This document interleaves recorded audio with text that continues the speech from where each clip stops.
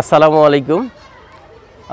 শিক্ষাই জাতির মেরুদণ্ড, আর এই শিক্ষাটা এগিয়ে নিচ্ছে গোটা রাষ্ট্রের শিক্ষক সমাজ। সেটা প্রাইমারি স্কুলের টিচার হোক, হাই স্কুলের হোক, কলেজের হোক, বিশ্ববিদ্যালয়ের হোক।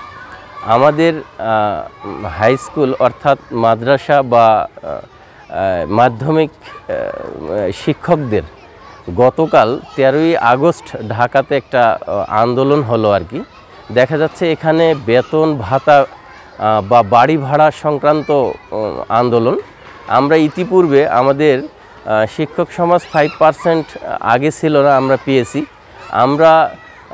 পেয়েছি দেখা যাচ্ছে 25% বোনাস থেকে 50% উৎসব ভাতা। আর আমাদের বাড়ি ভাড়া পার্সেন্ট আকারে দেওয়া হয় না। গতকাল 13ই আগস্ট যতটুকু জানলাম বিভিন্ন মাধ্যমে সচিবালয়ে মিটিং হয়েছে এবং দেখা যাচ্ছে 20% শিক্ষা মন্ত্রণালয় দিতে সম্মতি জ্ঞাপন করছে। তো দেখা যাচ্ছে 20% যদি বাড়ি ভাড়া অ্যাড হয় তাহলে এমপিওভুক্ত শিক্ষকদের বেশ কিছু লাভবান হবে। শিক্ষকরা যখন ভালো থাকবে অর্থনৈতিকভাবে, তারা দেখা যাচ্ছে ভালো সেবা দিতে পারবে, ভালো পড়াইতে পারবে, দেশকে এগিয়ে নিয়ে যেতে পারবে। প্রায় 6 লক্ষ এমপিওভুক্ত শিক্ষক কর্মচারী আছে হাই স্কুল, মাদ্রাসা এই লেভেলে আর কি।